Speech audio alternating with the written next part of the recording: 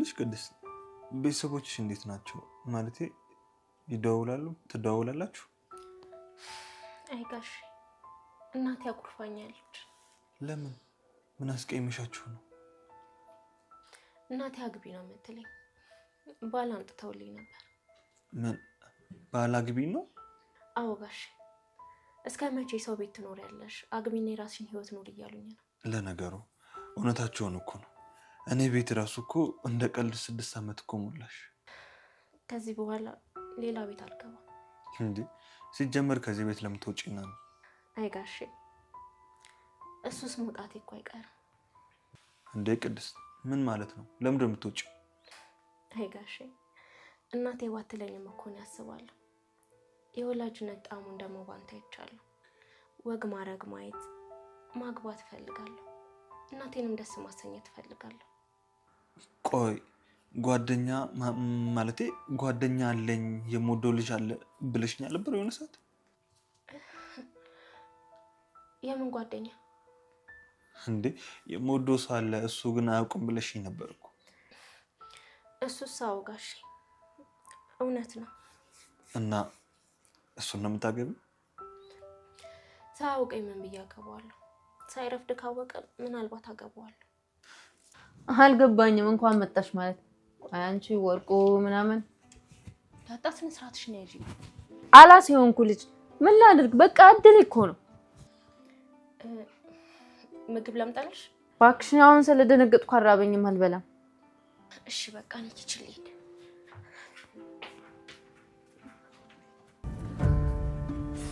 ዝና መጣ፣ ይሁንና መጣ።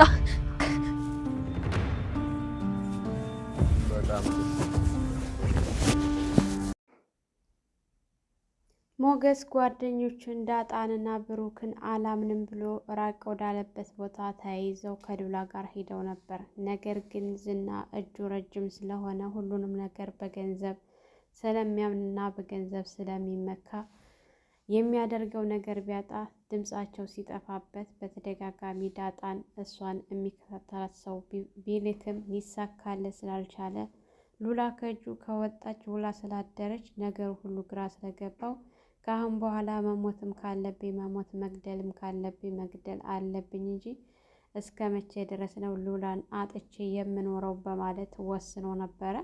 ያው የሚያደርገው ሁልጊዜ ባቋራጭ ነው። እሱ ኤቲኤም ብር ከሚያወጡበት ቦታ አካባቢውን ሰፈሩን ብሎ ጠይቆ አካባቢውን ሰፈሩን ተነግሮ ነበረ። ልክ በተነገረበት መሰረት ወደዛ ሰፈር ሄዶ በተደጋጋሚ ሲፈልገው አላገኘውም።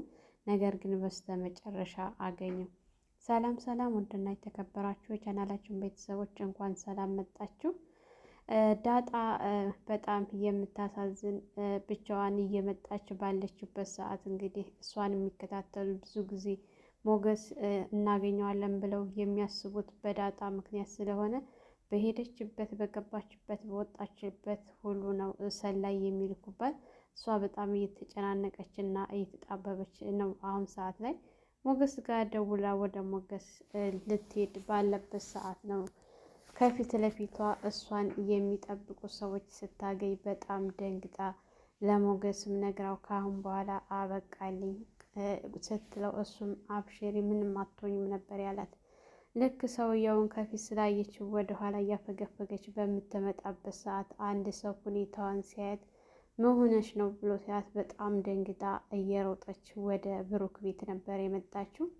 እንግዲህ ብሩክና ቅድስት በጣም ደስ የሚል መቀራረብ ጀምረዋል። ከአሁን በፊት በዚህ መልኩ ተቀራርበው አውርተውም ሆነ ተጫውተው ማያውቁም ነበር። በፊት የልጁ ህመም ነበር። አሁን ግን የልጁን ሕክምና አድርጎ ከመጣ የሞገስን ነገር ለመፍታት ደፋ ቀና በሚልበት ሰዓት ዳጣ ደግሞ ያው ቤተሰቦቿን እሷም ለማግኘት ሙከራ ላይ ናት። እንዲሁም ቅድስት ደግሞ ከዚህ በኋላ ይበቃኛል፣ ዛሬ መተካት አለብኝ፣ ልጅ መውለድ ደግሞ ምን ያክል እንደሆነ በአንተ አይቼዋለሁ የልጅን ነገር እያለችውና እያወራችው በጣም ብዙ ነገር ቤተሰቦች እንዴት ናቸው፣ ስለ ቤተሰቦቿ አንዳንድ ነገር እየጠየቃትና የቤተሰቦቿን ሁኔታ ሲነግራት ነበረ። እንግዲህ አውርተው ከጨረሱ በኋላ እኔ ምልሽ ከአሁን በፊት እኮ እምወደው ሰው አለ ብለሽ ነበር የምትወጂውስ ልጅ ብሎ ሲላት በጣም ነበረ ግራ የተጋባችው። አንተ ነህ አትለው ነገር ሆኖባት እንጂ ድንግርግር ብሏት በቃ ያው ስትንተባተብ ነበር። ከዚህ በኋላ ሌላ ቤት መስራት አልፈልግም ስትለው ሲጀመር ለምን ከዚህ ቤት ወጥተሽ እያላት ያው ጠጋ ጠጋ እያላት ሳያስቡት ሁለታቸው የሚጠጋጉ በነበረበት ሰዓት ዳጣ ደግሞ ከሰዎቹ አምልጣ በሩጫ ስለሆነ ቤት ውስጥ የመጣችው ሳታስበው ልክ በሩን ከፍታ ስትገባ ሁለታቸው ተቀራርበው ስታገኝ ምንድን ነው ምን ላይ ነው የደረስኩት ስትል ቅድስት በጣም ተደናግጣ ነበረ። ያው ዳጣ እየገባች ስለሆነች ነገሩን ቀለል አድርገዋለች። ቅድስትም ተደናግጣ ተቤት ቶሎ ብላ ወጥታለች። በጣም ደስ የሚል ነገር ነው። ብሩክና እንግዲህ ቅድስት መቀራረብ አለባቸው ብዬ የማስበው እስከ ዛሬ ድረስ ብዙ መስዋዕት የከፈለችለት ነው። ሞገስ ጋር ደውሎ እባክህን ጓደኛዬ ላግኝህ ብሎ ሲለው ሞገስ ከኔ የበለጠ ቅድስት በጣም ብዙ ዋጋ ከፍላለች ላንተ። ዳጣ ራሱ ብዙ ነገር አድርጋለች። አንተን የሚያስቀር ወረቀት ይዘው ወደ ኤርፖርት የሄዱ ባለበት ሰዓት ዳጣ ያንን ነግራኝ እዛ እንዳይደርሱ ያደረኩት በእሷ ምክንያት ነው እና ቅድስት ደግሞ ከሁሉም በላይ በጣም ብዙ ዋጋ ከፍለውልሃል። እኔ ይቅርታህን ተቀብያለሁ፣ ግን አሁን አንገናኝም፣ ሌላ ቀን እንገናኛለን በማለት ነበር የዘጋበት። ሁለታቸው ሞገስም ራስህን ጠብቅ፣ ብሩኬም ራስህን ጠብቅ ተባብለው ነው ሁለታቸው። ምክንያቱም ሊከታተል ስለሚችል እባክህ ጓደኛዬ ራስህን እንድጠብቅ ምናምን ተባብለው ያኔ ባይገናኙም አሁን ላይ ነገር ግን በጣም ይተሳሰባሉ ማለት ነው። ጓደኝነት ማለት ባይገናኝም ተራርቆ እንደዚህ መተሳሰብ ነው። ለሁለታቸው ያላቸው ግንኙነትና ቅርርብነት እንደዚህ ደስ ሲል እንግዲህ ማህሌትና ኤፍራታ ሁልጊዜ መቼም እነሱ የገንዘብ ነገር ሞታቸው ነው። ማህሌት አሁንም ቢሆን ሞገስን ማስገደል አለብኝ ብላ ደፋ ቀና ብላ ሰላዮች በተደጋጋሚ እየላከች ትገኛለች። ነገር ግን ኤፍራታ አንቺ እወደዋለሁ እያልሽ ነው አደለ? እውነት ከወደድሽው ደግሞ ሉላን ለምን ታፈላልጊዋለሽ? ሉላን እኮ ካገኛት አንቺን አይፈልግሽም። እሱን በእጅሽ እንድታደርጊ ከፈለግሽ ሉላና እሱን ማገናኘት የለብሽም ብላ ስትላት ነበረ። ተይ እባክሽ አንቺ ደግሞ ሁልጊዜ እንደፈራሽና እንድትጨናነቅሽ ነሽ ምናምን ስትላት እሱማ ተፈራሽ ያው ፈራሽ ነው፣ ግን እኔ ይሄ ነገር ቢቀርብሽ ነው የሚሻለው። ይሄ ሰውዬ ቢሞት ሞገስ ቢሞት አንቺን ወንጀል ውስጥ እንዳያስገባሽ፣ ስትራመጅ የሆነ ነገር ስታረጊ እያስተዋልሽ ቢሆን ጥሩ ነው። እሱ ራሱ ወደ ዳር ያደርጋል እና ሙሉ በሙሉ አትመኙ ስትላት፣ እሷ ግን በፍጹም እኔ ዝናን በጣም ነው የማምነው፣ እሱ ደግሞ የገባውን ቃል ወደኋላ የሚል አይደለም ስትል ነበረ። በቃ ማለት ሙሉ በሙሉ ዝናን በጣም ነው ያመነችው። ይሄ ነገር ደግሞ በጣም ነው የሚጎዳት በኋላ ስታውቅ ምን ያክል ከባድ የማትወጣበት ውስጥ የሚያስገባት ማለት ነው። የኤፍራታ ፍርሃት በጣም ይጠቅማታል። እንግዲህ እኔ እባክሽን እሱ ያለኝ ነው የማደርገው ስትል ዞሮ ዞሮ ወደፊትም እኮ እኔ እንዳገድኩኝ ሉላን እንዳላፈላለኳት ቢያውቅ እኮ የበለጠ ከባድ ችግር ይፈጠራል ስትላት ኤፍራታ እሱማ ይገልሻል ነበር ያልቻት። ይህን ያክል ታዲያ እንደዚህ እየሆነ እንዴት ነው የምታስብ ምናምን ስትላት ብሩክና ዳጣ ቤት ውስጥ ተያይዘው እያወሩ በነበረበት ሰዓት የሞገስ ነገር እያሳሰባቸው እንዲሁም ደግሞ ማህሌትና ኤፍራታ አብረው በሆኑ ሰዓት ለዝና ደውለው ዝና ወዳለበት እንዲገናኙ ሲነግራት ኤፍራታ እኔ በፍጹም አልሄድም ስትል ማህሌት ግን ዛሬ የመጨረሻ ነው የሚሆነው፣ ዛሬ ይጠናቀቃል የሞገስ ነገር ታያለሽ ስትላት ቀርቧል። ሞገስ የሚቀበርበት ቀን ነው። ዝና በጣም እርግጠኛ ሆኗል እና ለሄር ነው ስትላት ዝናና ማህሌት ተገናኝተው ሁሉንም ነገር ያገኘው ሁሉ መረጃ ነግሯት ወደ ሰፈሩ ነበር ተያይዞ የሄዱት። ሉላና ሞገስ አብረው እንግዲህ ቤት ውስጥ ያለ ስራ ተቀምጠዋል። ወደ ውጭ ሊወጣ ሲል እሷም እወጣለሁ ስትል አይ አሁን መውጣት የለብሽም ብሎ ሲላት በቃ እኔም መውጣት ካልቻልኩኝ አንተ መውጣት የለብህም። እኛ እኮ እዚህ እስካለን ድረስ እንደ ልባችን አይደለም ሞቶ ስራ መስራት ይቅርና እስረኛ ሆነናል እና ከሀገር ካለቀቅን በቀር ስትለው አይ እሱ የትም አልሄድም ከሀገር ለቅቄ መኖር አልፈልግም እያለ ነው። እውነት የነገር ያዋጣዋል ከሀገር ሳይወጡ መኖር እዚህ። ብሩክ እንግዲህ ይህንን ነገር ቢያውቅ ደቂቃ አይቆይበትም አለበት ድረስ መቶ ዝና ከዚህ በኋላ ምንም አቅም የለውም። ያው ሞገስ በጣም ፈሪ ነው፣ ድፍረት የለውም፣ ጀግንነት በጣም ይጎለዋል ማለት ነው እንጂ አንድ ሰው መሳሪያ ታጥቆ ወደኋላ ማፈግፈግ መሮጥ በጣም ከባድ ነው ለወንድ ልጅ ማለት ነው። እንግዲህ ዝና በተባለበት ሰፈር ላይ ሄዶ ነበረ።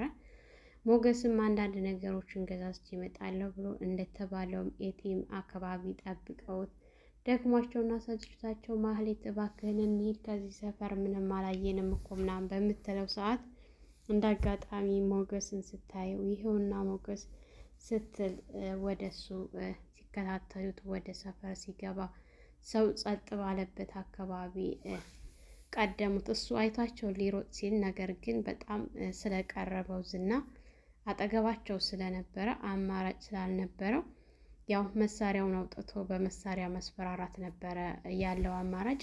መሳሪያውን ሲያወጣ ምንም አልፈራም፣ እኔ ወንድ ነኝ፣ ወደኋላ ሸሽቼ አልሞትም ሲል ሞገስ ሲሸሽ እሱ ግን ሲከተለው ነበረ።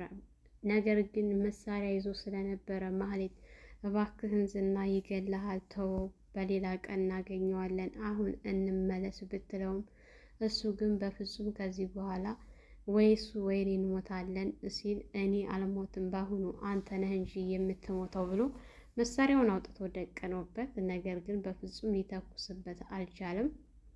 ማህሌት ግን በጣም ፈርታና ደንግጣ ስለነበረ ይገለዋል ብላ ስላሰበች ወደ ኋላ በምትይዘውና በምትገትትበት ሰዓት ያለው አማራጭ አንድና አንድ ምንድን ነው? ማምለጥ ነበረ። ሩጫውን የጀመረው ዝና ቢከተለው በፍጹም አላገኘውም ሞገስን። ሞገስም እንግዲህ ብዙ ከሮጠ በኋላ ሁኔታውን ማምለጥ እንደማይችል ሲያስበው የግዴታ መደበቅ እና መጥፋት ነበረበት። ልክ የሆነ በር ሲያገኝ እዛ ላይ ገብቶ ነው እየተደበቃቸው ማለት ነው።